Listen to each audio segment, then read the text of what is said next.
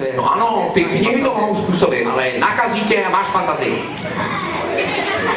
Z toho tě molekulí jen tak nikdo nedostane.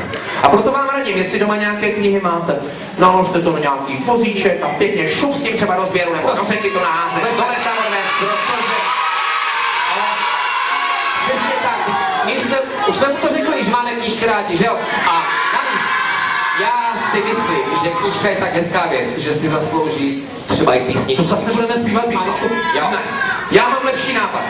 Vemte si takhle ruku a zkuste si to. No to určitě. Budeme se flákat, jo?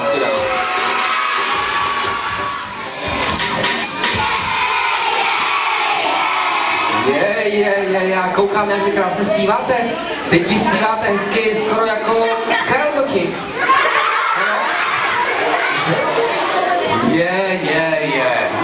A za to je budeme chválit, jo? Proč ne? Prosím tě.